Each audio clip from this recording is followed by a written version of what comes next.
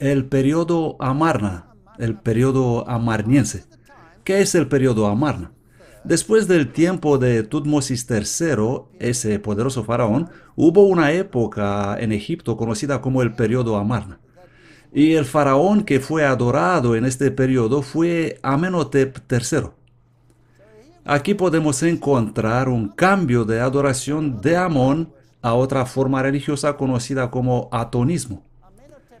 El siguiente faraón, Amenhotep IV, cambió su nombre en Akenatén, y vamos a hablar de él en un momento. Noten que su nombre ya no es Amenhotep, es decir, Amón es agradecido, sino que ahora es Akenatén, y Aten es un dios diferente.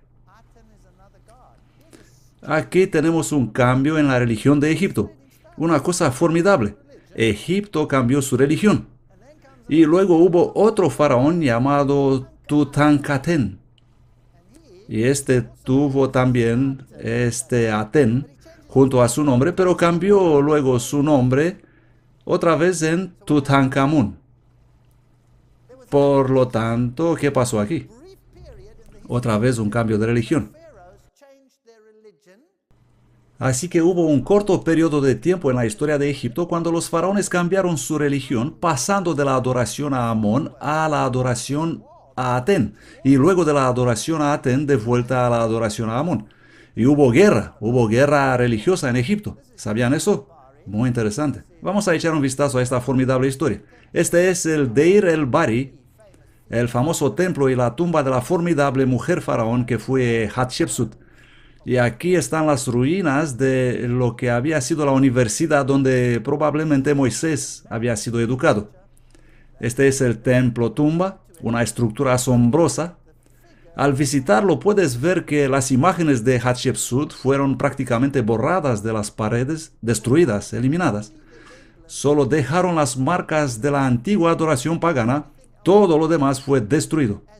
Como si una parte de la historia religiosa debió ser lavada y hacerla desaparecer. Aquí vemos una estatua, no es de Hatshepsut, sino de Hathor. Aquí estamos en el palacio de Luxor y dentro de esta tumba hay una famosa escultura con dioses antiguos. Este es Horus y este es un faraón. Pero se puede observar que la imagen de este faraón fue modificada. ¿De quién era la imagen original? Pues se descubrió que la imagen original era la misma Hatshepsut y que la escultura sufrió borrones y modificaciones, ella siendo eliminada como faraón honrado en aquella época. La única marca, para decir así, de Hatshepsut es una columna de piedra o un obelisco. Aquí vemos su columna y la de su rival, dos grandes obeliscos. Esta es la tumba del famoso Tutmosis III, que fue descubierta hace no mucho tiempo. Ellos la buscaron muchísimo y cavaron un montón de montaña y hay que subir bastante mucho para llegar ahí. Y una cosa muy interesante sobre este faraón es la momia, que se encuentra en el museo de Tutmosis III. Ahora, ¿qué dice la Biblia que pasó con Tutmosis III? Él murió ahogado en el Mar Rojo y probablemente, como fue cubierto por las aguas del mar, nunca fue encontrado. Pero aquí hay una momia. Bueno, cuando murió el faraón Tutmosis III tenía aproximadamente la misma edad que Moisés, así que ¿cuántos años podría tener ese hombre? Debía tener unos 80 años. Pero adivinen qué, esta momia fue estudiada por dos científicos, Harris y Weeks, que demostraron que esta momia no es de un anciano, sino de un joven de unos 20 años. Así que esta es una momia falsa. Es posible que los egipcios, al no tener el cuerpo del faraón, tomaron a uno de sus sirvientes y lo enterraron en su lugar, de modo que la posteridad pueda encontrar algo. Esta es una momia falsa. No puede ser Tutmosis III. Y en esta tumba podemos encontrar varias inscripciones. Y aquí dice que el faraón gobernó el país de 1504 a 1450 a.C., la fecha exacta del éxodo, según la cronología bíblica del libro de los Reyes. Bueno, querido faraón, ¿qué otra cosa habrá escondida en esta tumba? Vamos a entrar. Aquí vemos la adoración al escarabajo y de repente encontramos esto. Un sacerdote de Horus arrojando su báculo que se transforma en una serpiente. Interesante. ¿Dónde podemos leer algo parecido? Únicamente en la Biblia. Allí leemos sobre los sacerdotes de Horus que arrojaron sus báculos que se transformaron en serpientes. Pero la Biblia dice que el báculo de Moisés comió a los de los sacerdotes egipcios. Interesante cosa encontrar esto en una tumba. Aquí vemos cómo adoran a la serpiente. Aquí vemos partes del libro de los muertos escrito por Tutmosis III. Y aquí el faraón con una serpiente delante de él. Todo aparece exactamente como lo es descrito en la Biblia. Aquí vemos la tumba de Amenhotep II o Amenofis II, uno de los siguientes gobernantes. Él fue el hijo de Tutmosis III, pero la Biblia dice que todos los primogénitos de Egipto murieron. Pero este era otro hijo que no estaba en Egipto en aquella noche. Él se encontraba con el ejército egipcio y estaba en una campaña militar en Siria. Y la Biblia dice que el faraón murió, es decir, Tutmosis III, no su hijo que no estaba en Egipto. Y todos los primogénitos de Egipto murieron. Por lo tanto, el primogénito de Tutmosis III, el heredero del trono que estaba en Egipto, tuvo que morir también. Aquí vemos otras partes del libro de los muertos. En esa famosa tumba. Y aquí vemos una estatua de Amenhotep II con una inscripción que dice: todo está bien en mi reino, todo está reposando. ¿Por qué tuvo que escribir algo así? ¿Acaso intentaba encubrir algo? Algo interesante es que cuando este faraón volvió de Sirio-Palestina después de reprimir una rebelión, ahí debía haber una gran alegría en Egipto, ¿no es así? Pero este no fue nada alegre. Él era furioso. Sabían que empezó una campaña militar en su propio país, destruyendo y matando miles de personas. Él torturó y asesinó un montón de gente y provocó una gran destrucción. Era muy cabreado. ¿Cómo te sentirías si tus soldados acabarían de destruir el ejército de los Estados Unidos? Estarías muy contento con ellos, ¿no? Pero este no fue así. Y luego escribió esto de: todo está bien en mi reino, todo está reposando. Y probablemente nada estaba bien en Egipto. Aquí otro indicio, la esfinge. Entre sus patas delanteras hay una estela. Aquí la vemos. Y hay una extraña inscripción en ella que dice: el faraón, el siguiente faraón, que era ahora Tutmosis el IV.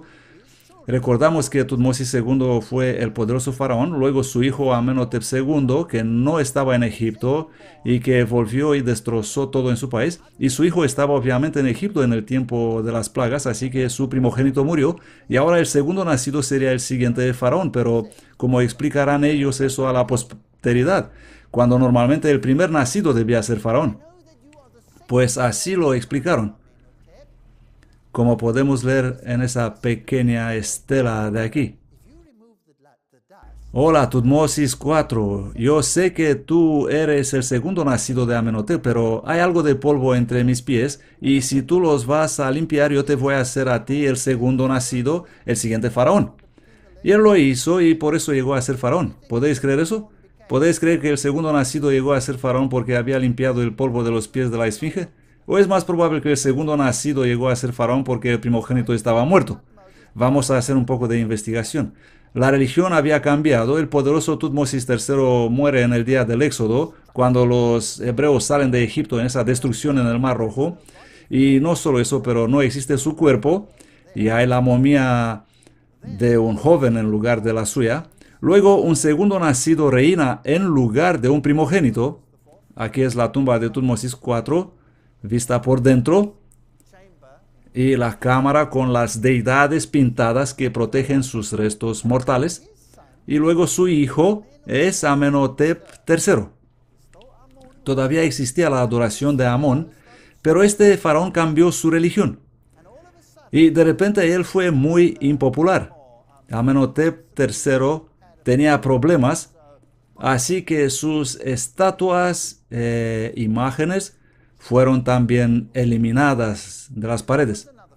Y luego vino otro faraón que se suponía que debía ser Amenhotep IV, pero él decidió que no quería ser Amenhotep IV, sino que cambió su nombre en Akenatón. Aquí está. ¿Y qué pasó? De repente el Egipto cambió hasta lo sumo. El faraón ya no era el más alto y más fuerte y las mujeres minúsculas. Este faraón cambió todo. Él dijo, me vais a dibujar como soy en realidad. ¿Tengo un poco de barriguita? Pues así me hacéis la estatua. ¿No soy muy apuesto? Pues no me hacéis muy apuesto. En cuanto a mi esposa y a mis hijos, le daréis la posición que merecen. El atonismo está representado por los rayos solares, pero no se trata de adoración al sol, sino que hay otra deidad que es adorada, un Dios único. Toda esta familia real fue asesinada, con pocas excepciones. Una historia muy interesante. Todas sus imágenes y estatuas fueron destrozadas. Aquí lo vemos dándole un beso a su esposa. Ya no era una esclava, sino que era digna de recibir un beso del faraón. ¿Sabe alguien cómo se llamaba su esposa? Nefertiti.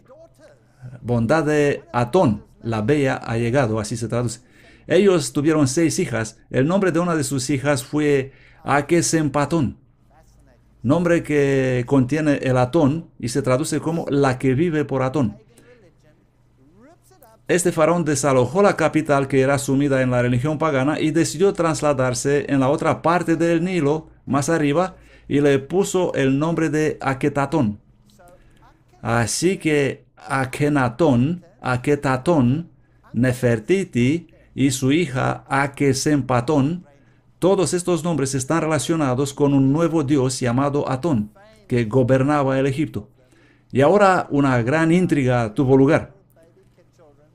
Esta es una hermosa escultura donde vemos a Akenatón besando sus bebés y a su lado Nefertiti, su esposa, con otros niños en sus brazos. El realismo había llegado a Egipto. La famosa Nefertiti, las únicas estatuas que quedaron. Saben que toda esta familia real fue asesinada, pero existió también otro cuento de amor en esta familia. Y fue el amor entre una de las hijas de Akenatón, la que se llamaba Akesempatón, que se casó con un joven llamado Tutankatón, imagen viva de Atón. Pero él cambió su nombre y se puso el nombre de Tutankamón, imagen viva de Amón, el famoso Tutankamón. ¿Acaso cambió su religión también? ¿Pero qué religión tenían? Saben que Akenatón escribió un poema a su dios donde citó textualmente un salmo de Moisés. ¿No os parece eso interesante? ¿Qué Dios había empezado él a servir? ¿Será posible que fuera el Dios de Moisés? Yo así creo. Y hubo un gran cambio. Pero parece que hubo un viejo sacerdote de Amón, que fue un gran traidor, que fingió adorar a Atón, pero en realidad adoraba a Amón. Un hombre de unos 80 años, un viejo zorro. Bueno, en aquellos tiempos Tener 80 años de edad no era tan malo como lo es hoy día. Moisés llegó a 120 años y los de su familia vivieron aproximadamente igual. Solamente más tarde empezó un declino en la edad. Pero un hombre de 80 años era un viejo zorro. Y él asesinó toda la familia real, incluso a Tutankamón. El faraón fue asesinado por un golpe que le abrió el cráneo por detrás. La reina en desesperación escribió una carta a los eteos o los hititas, rogándoles enviarle un marido, pero el rey de los eteos le contestó y le escribió: piérdete. Y adivinen con quién se casó ella. Con ese viejo y libidinoso sacerdote de 80 años. Y él se convirtió en faraón. Y la religión volvió atrás a Amón. ¿Saben qué? La infiltración de la religión por mentirosos es tan común hoy como lo fue en aquellos días. Las intrigas políticas y religiosas van de la mano. Así que este joven Tutankamón, que vendió su alma volviendo a Amón, perdió absolutamente todo. Pero aparece sepultado en gran riqueza de oro y todas esas cosas. Aquí su famoso trono. Él tenía, de hecho, dos tronos, uno para Amón y otro para Atón. El simbolismo usado en Egipto es el mismo con el que se usa actualmente en todo el mundo ocultista. Aquí la cámara con las 4 deidades femeninas que protegen sus restos mortales que fueron colocados en un vaso y otros dioses antiguos. Aquí hay 2 estatuas en el templo de Luxor, del faraón y de su esposa, nadie otros que Tutankamón y Ankensenkamón. ¿Cómo así? Porque su nombre no era Ankensenkamón, su nombre era Ankensenkatón. Pero ella cambió su religión. ¿Por qué? Primero, para quedar con vida, y segundo, para recibir honor y gloria y fama terrenal. No vale la pena. Una ciudad de hititas. Saben que todos los críticos decían que no existieron los hititas hasta que se descubrieron las cartas en las cuales el rey hitita le decía al faraón egipcio que es un don nadie.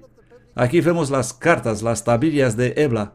Miles de tablillas fueron encontrados que mencionan las ciudades de Sodoma y Gomorra, a Abraham, a Isaac y a otros personajes bíblicos que nunca antes fueron atestados hasta encontrarse esas tablillas.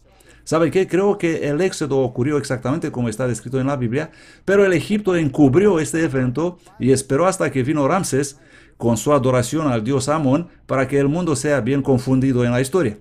Yo creo que la Biblia dice la verdad y los jeroglíficos egipcios son mentirosos. Eso es lo que yo creo. Escándalo de los manuscritos del Mar Muerto. Aquí fueron encontrados libros de la Biblia en estos vasos. Cada uno de los libros de la Biblia, excepto el libro de Esther. ¿Y qué pasó? La Biblia fue confirmada veraz y sin modificaciones. Todos esos grandes críticos que deseaban demostrar que la Biblia está equivocada, descubrieron que no es así. Yo creo que todo lo que se habla en la Biblia sobre la historia es real. Y está confirmado por muchas escrituras jeroglíficas y escrituras cuneiformes. Y en las tablillas descubiertas hasta ahora en el mundo, encontramos información que no existe en otra parte excepto en la Biblia. Por ejemplo, sobre los personajes del libro de Daniel se decía que nunca existieron. Belsasar nunca existió. Ellos decían que nunca existió un rey llamado Belsasar, hasta que encontraron una tablilla que habla de Belsasar. La Biblia es históricamente correcta. ¿Y qué hay sobre el aspecto profético? Vamos a ir a Tiro. Aquí vemos las ruinas de lo que fue una ciudad fenicia. Los fenicios, grandes comerciantes y navegadores. Pero la ciudad antigua ya no existe en absoluto. De hecho, cuando miras el mar, puedes ver la ciudad antigua de Tiro bajo el agua. ¿Y qué dice la Biblia con respecto a Tiro? Aquí vemos algunas columnas de Tiro esparcidas en el mar y por la orilla. Y estas son ruinas no de la ciudad antigua de Tiro, sino de una nueva ciudad que fue construida en la isla. Aquí vemos una tumba que probablemente nos puede contar una historia. Esta es una diosa del mar, una medusa del periodo griego. Aquí estoy hablando con un hombre que estaba sentado en este lugar cargado de historia. Unas esculturas de uvas y muchas otras cosas interesantes. Esta es la ciudad moderna de Tiro. Y la Biblia dice en Ezequiel 26, 3, 4, He aquí, yo haré subir contra ti muchas naciones y demolerán los muros de Tiro y derribarán sus torres. Alguien puede argumentar que cualquiera puede profetizar que en cierto momento habrá una invasión y la ciudad puede ser destruida. La adoración principal en Tiro era la adoración al sol. Aquí vemos la estrella de 8 puntas, que prácticamente son 2 cruces sobrepuestas. Adoraban al sol, a la luna y a las estrellas. Aquí vemos un sacerdote de Dagón con su gorra a pez en la cabeza y recibiendo adoración como una deidad. Y Ezequiel continúa diciendo, y raeré de ella su polvo de la ciudad de Tiro y la dejaré como una roca lisa y será un lugar para tender las redes en medio del mar. Esto es algo diferente. ¿Y qué más dijo el profeta? Esta es una parte de la ciudad de la isla y la antigua ciudad está ahí en el mar. Ezequiel 26:12, y robarán tus riquezas y saquearán tus mercaderías y arruinarán tus muros y tus casas preciosas destruirán y pondrán tus piedras y tu madera y tu polvo en medio de las aguas. Una profecía interesante. ¿Qué pasaría si vendría un profeta y dirá sobre su ciudad que va a acabar en el agua? Sería una profecía interesante, ¿no? Y el versículo 14 dice, y te pondré como una roca lisa, tendedero de redes serás, nunca más serás edificada, porque yo Jehová he hablado, dice Jehová el Señor. Así que Dios dice, voy a destruir la ciudad, la voy a arrojar en el mar y jamás será reconstruida. Y eso sería muy fácil de comprobar si es verdad o no. Y se demostró que es verdad. Será un lugar donde los pescadores harán su trabajo. Aquí vemos un pescador haciendo su trabajo sobre las ruinas de la antigua ciudad. ¿Cómo se cumplió la profecía? Interesante, ¿no? He pensado, qué bien, voy a tomar una foto contigo, eres cumplimiento de una profecía. Aquí hay otro pescador haciendo su trabajo acerca de las ruinas cubiertas por el océano. Bueno, esta profecía esperó un cuarto de milenio hasta llegó este hombre, Alejandro Magno, y él tuvo un problema. La ciudad de Tiro había sido destruida por Nabucodonosor y se encontraba allí en ruinas desde más de 250 años. Nabucodonosor arrasó la ciudad, pero los fenicios, buenos navegadores, escaparon en una isla cercana donde construyeron una nueva ciudad de Tiro. Y estaban prosperando en la isla, en la nueva ciudad, mientras las ruinas de la ciudad antigua estaban en la orilla del mar. Luego llegó Alejandro e intentó conquistar la nueva ciudad de Tiro. Él envió barcos, pero los fenicios eran listos y habían puesto unos postes debajo del agua a manera de como nosotros plantamos minas. Y si no conocías el camino entre los postes, todos los barcos de Alejandro fueron destruidos uno tras otro y él estaba sumamente furioso. No podría conquistarlos. Y un día miraba alrededor. Alejandro era un hombre muy ambicioso. ¿Y qué vio?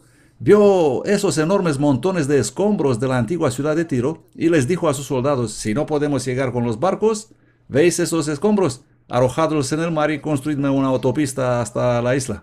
Y eso hicieron. Después de terminar el camino estaba bastante desnivelado, así que recogieron todo el polvo y nivelaron con él la carretera. Construyeron una autopista en el mar. Toda la ciudad fue arrojada dentro del mar, incluyendo el polvo. ¿No fue eso el cumplimiento de la profecía? De ese modo, la antigua ciudad de Tiro se convirtió en parte de la isla. Y lo que vemos hoy no es la ciudad de Tiro inicial, sino una ciudad moderna. La antigua ciudad está todavía en el mar.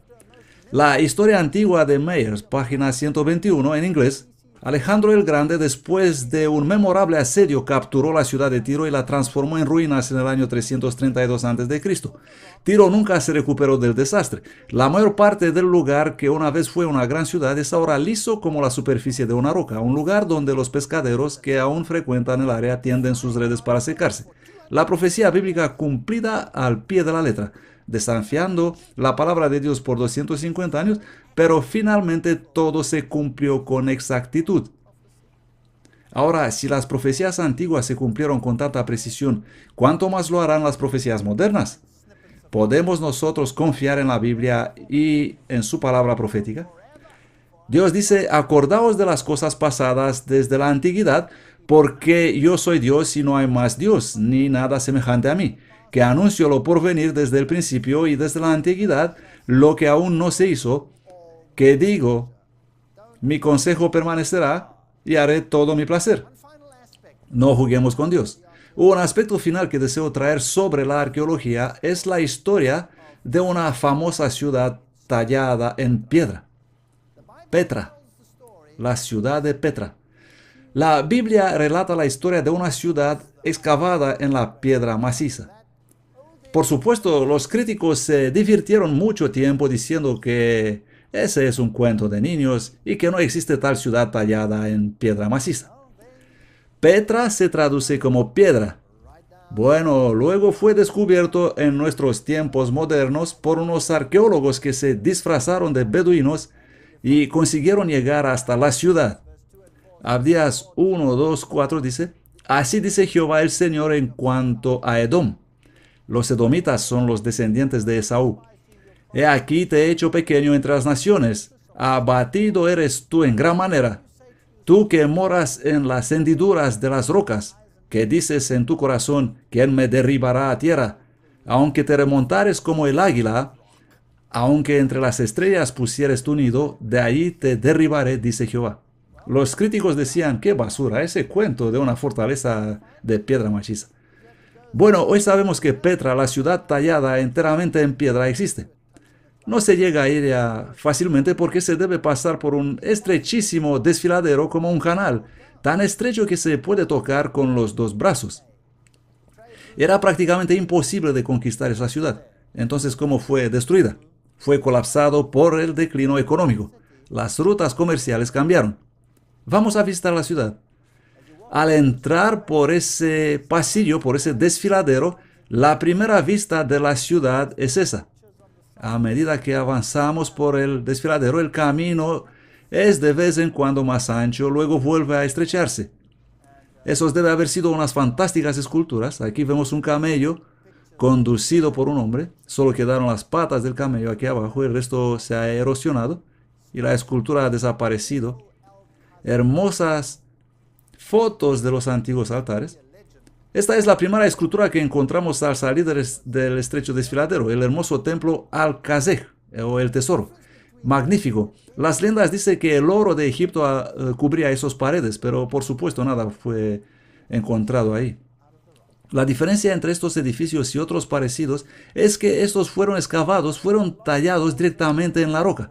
No es prácticamente un edificio construido, sino una escultura en piedra. ¿No es fantástico? Y a lo largo de las paredes de la montaña, si fueras rico, podrías tener una tumba. Una tumba también tallada en roca maciza. Muchas personas importantes a lo largo de la pared están ahí sepultadas. Esta es una casa. Todas las casas fueron talladas en roca. Así vivía la gente. Este es un anfiteatro y aquí también hay algunas tumbas porque los ricos muertos querían ver algo divertido para no aburrirse. Así que ese es un buen lugar para ser sepultado. Y si tenías el dinero necesario, podrías comprar un asiento muy bueno para ver los espectáculos. Ahí vemos las tumbas arriba y este es el anfiteatro. No sé si los espectadores venían con pañuelos para taparse la nariz, pero de todo modo así estaba la cosa. Otra imagen del enorme anfiteatro donde ocurrían todos los eventos importantes. Y la Biblia dice que esta ciudad jamás volverá a ser habitada. Y hasta ahora no lo es. Está todavía desierta. Únicamente puedes encontrar alguna guía turística. Esta es la foto de una pared. No necesitabas pinturas, ya que tenías un hermoso dibujo natural en la roca. Tu arrogancia te engañó y la soberbia de tu corazón, tú que habitas en cavernas de peñas, que tienes la altura del monte, aunque alces como águila tu nido, de ahí te haré descender, dice Jehová, y será Edom una desolación. Todo aquel que pasare por ella se espantará y silbará sobre todas sus plagas. No morará ahí nadie, ni la habitará algún hijo de hombre, dice Jehová. Y hasta estos días las palabras de la profecía se cumplieron literalmente como lo dijo Dios a través del profeta Jeremías e Isaías. Pero ¿por qué quiso Dios destruir esa cultura? Bueno, aquí tenemos un indicio encima de la montaña, una estela, un obelisco. Se recuerda, ¿no? Una columna como las encontradas en Egipto. Ese era un lugar alto. Dios había instruido a los hijos de Israel a destruir los lugares altos. ¿Qué pasaba en los lugares altos?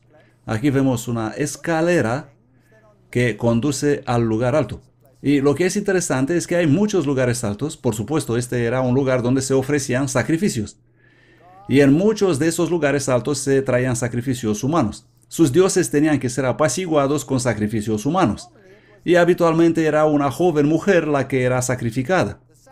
Los sacrificios de jóvenes mujeres era parte de la religión de Sudamérica, y en el mundo oculto hoy día, bueno, ocurren cosas raras. Vamos subiendo esta escalera.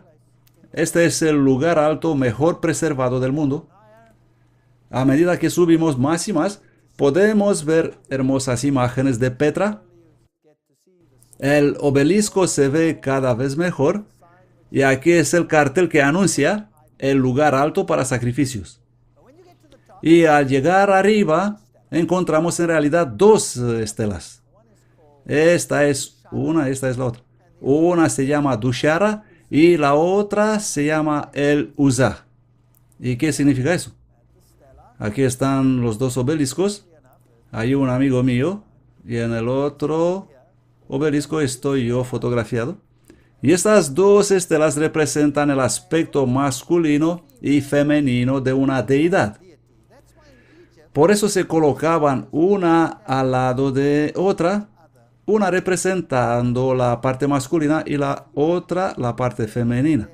En Luxor, en Egipto, los dejaron ahí por motivos esotéricos. Y aquí vemos las dos columnas en el lugar alto. Este es el lugar de lavado ritual donde se ponía el agua sagrado y se lavaban los sacerdotes. Y este es el lugar de sacrificios. Y se pueden ver algunos interesantes dibujos con sacrificios de animales. Aquí se cortaban los cuerpos de los animales. Y en los sacrificios humanos, la joven era colocada allí también. Aquí es el lugar donde se solía poner el corazón. Sacaban el corazón de la víctima aún viva, sea animal o humano, y lo ponían allí. La sangre se escurría por aquí y llegaba en un lavabo donde se lavaban luego los cadáveres. Y mirando alrededor puedes ver otra columna allá, a lo lejos, una columna blanca. Allí está marcada la tumba de Aarón, según la tradición oficial. Dos religiones se encuentran en este lugar. Aquí el sumo sacerdote de la religión hebrea, Aarón, según dicen ellos, y otra religión aquí en el lugar alto. Aquí vemos el disco solar donde se ponía el corazón de las víctimas. Horrorosos acontecimientos, con todo el terrífico ritual para apaciguar al dios del sol de su ira. Hicimos un pequeño video allí arriba para explicar esos detalles.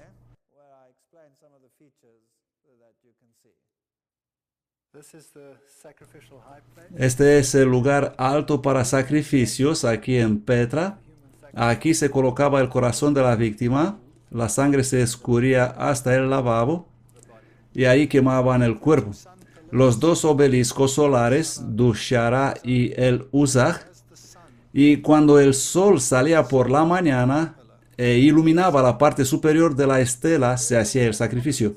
En todas partes donde encontramos estelas como aquí, La arqueología nos revela que se usaban para sacrificios humanos.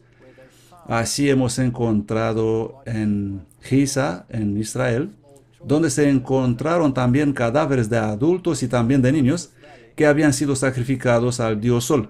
Si miramos a través del valle podemos ver una estela blanca que marca el lugar donde supuestamente Aarón está sepultado. Es interesante encontrar estas dos religiones en este lugar, una que requiere el sacrificio de un ser humano, habitualmente una virgen, para apaciguar al dios Sol, y la otra que descansa en el Cordero de Dios que fue sacrificado por los pecados del mundo. Y estas dos religiones han sido en guerra desde la aparición de la humanidad. Vamos a bajar y ver si podemos encontrar más información. Llegamos a esta famosa tumba de las lágrimas, con esta formación rocosa. Aquí vemos algunos beduinos que intentan venderte todo tipo de recuerdos.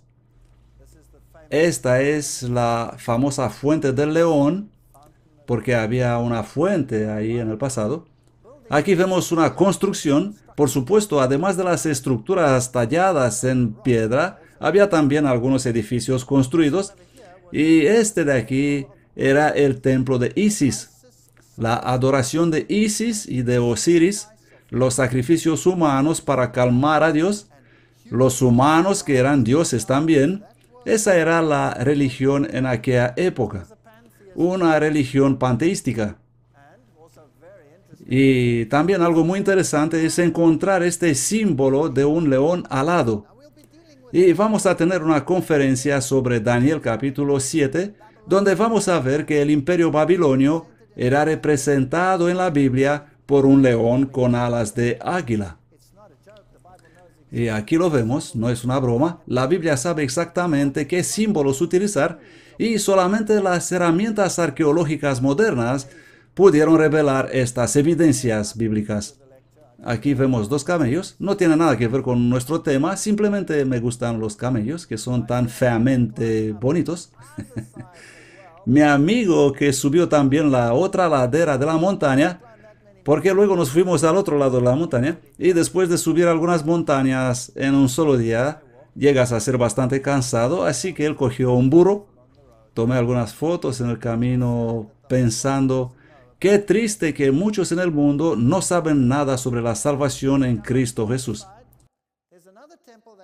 Al llegar en la otra parte encontramos otro templo similar a El Casnej, igual y enorme. Es una tumba que según la tradición contiene la sepultura de otro personaje bíblico. ¿Queréis adivinar quién es? Es Miriam, la hermana de Moisés. Así que según la tradición, este lugar es su tumba. Es muy grande. Yo estoy al lado de esa columna para que ustedes puedan ver lo enorme que es. Es algo muy grande, tallado en la roca maciza. ¿No es interesante que esa antigua religión pagana muy a menudo está rindiendo honor a los personajes bíblicos mientras niegan la verdad y el poder de la Biblia? ¿No es eso increíble? ¿No es interesante que si vas, por ejemplo, en una de las grandes mezquitas en Siria, en Damasco, al entrar encontrarás una grande capilla donde se adora el cadáver de uno de los más grandes personajes bíblicos? En Islam, ellos adoran y dicen que la cabeza de Juan el Bautista está sepultada allí. Y aquí una religión pagana se esforzaron tallar en la roca un símbolo religioso para Miriam.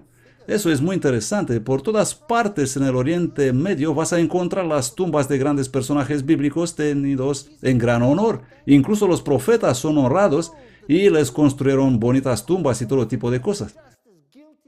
¿No habló Jesús en contra de eso? ¿No dijo él, edificáis sepulcros a los profetas, pero sois culpables de matarlos? ¿No dijo él eso? Saben, se puede insultar a Dios en dos maneras. Una forma de insultar a Dios es no creer lo que dijeron sus profetas. Cuando sus profetas andan en medio del pueblo, los ignoras, los odias y finalmente los apedreas y los matas. Y una vez muertos, ¿qué vas a hacer?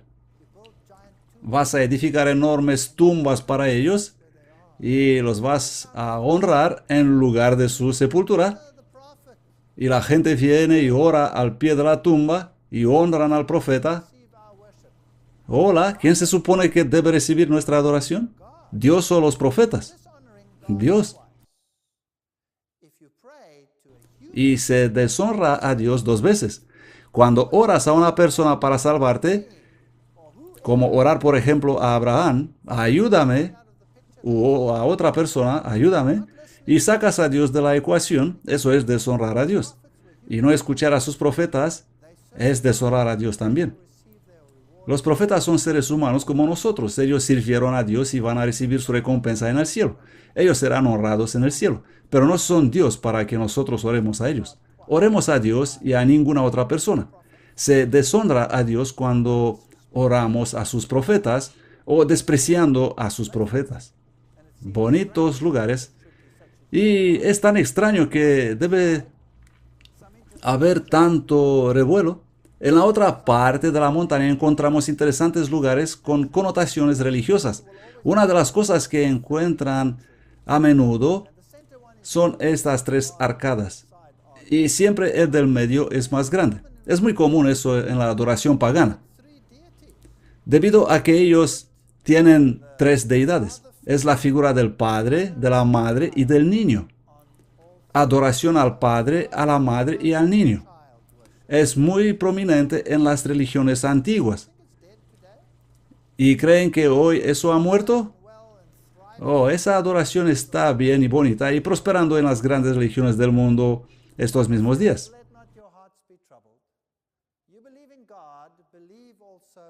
La Biblia dice, no se turbe vuestro corazón, creéis en Dios, creed también en mí. En la casa de mi Padre hay muchas mansiones. Si no fuera así, yo os lo hubiera dicho. Voy pues a preparar lugar para vosotros, y si voy y os prepararé lugar, vendré otra vez y os tomaré a mí mismo, para que donde estoy yo estéis vosotros también. Esta es la historia de Dios en la Biblia. ¿Necesitamos alguna roca terrenal para protegernos de nuestros enemigos? ¿O es mejor tener una roca celestial en la cual establecernos firmemente? El mundo hoy día está ridiculizando la Biblia. El mundo está ridiculizando el relato sobre la creación. Todo el mundo científico está falsificando el relato sobre la creación. Hoy día Dios es más deshonrado que jamás lo fue en la historia de la humanidad. ¿Sabían eso? Deshonramos a Dios mediante lo que hacemos y afirmamos que nosotros somos responsables por lo que nos hacemos a nosotros mismos y de cómo vivimos nuestras vidas. No es así. Nosotros tenemos una responsabilidad delante de Dios. Deshonramos a Dios por no creer su palabra. Deshonramos a Dios orando y haciendo dioses de tantas cosas cuando solamente hay un Dios en el cielo que nos dice, mirad, yo os he dicho las cosas en el pasado para que cuando veáis estas cosas ocurriendo sepáis que cuando os he revelado las cosas del futuro se van a cumplir exactamente así para poder creer en mí. Servimos un Dios que nos ama. Si creéis en Dios, creed también en su Hijo. Él dice, en la casa de mi Padre muchas mansiones hay. Si así no fuera, yo os lo hubiera dicho. Voy pues a preparar lugar para vosotros. Quiero que estemos juntos ahí. El antiguo Israel tenía que sacrificar un cordero. Era una experiencia dolorosa. Era una lección práctica. El cordero representaba algo más grande. Y cuando Juan el Bautista vio a Jesús, dijo, mirad el Cordero de Dios que quita el pecado del mundo. ¿Comprenden? Dios mismo tenía que ser el sacrificio, pero el hombre dijo, no, no te necesito a ti, lo hago yo a mi manera. Y es que nuestra manera no es el camino que nos conduce a la salvación. Únicamente la manera de Dios es el camino que nos conduce a la salvación, porque la salvación es un regalo de Dios, no es algo que yo pueda ganar. Dos sistemas religiosos están chocando y chocarán en el mundo en que nosotros vivimos ahora más de lo que ustedes pueden imaginar. más de lo que ustedes pueden imaginar. Y las grandes historias bíblicas sobre el pasado son lecciones prácticas para mostrarnos lo que está ocurriendo en el presente. En las siguientes conferencias vamos a abrir los libros de profecía y vamos a ver lo que sucede ahora en el mundo. Vamos a ver que todo fue dicho, fue predicho en la Biblia. Es una historia horrorosa, pero es una historia que nos muestra el magnífico poder de Dios. Así que les espero ver de nuevo. No se aparten. Que Dios les bendiga al escuchar estas cosas. Gracias.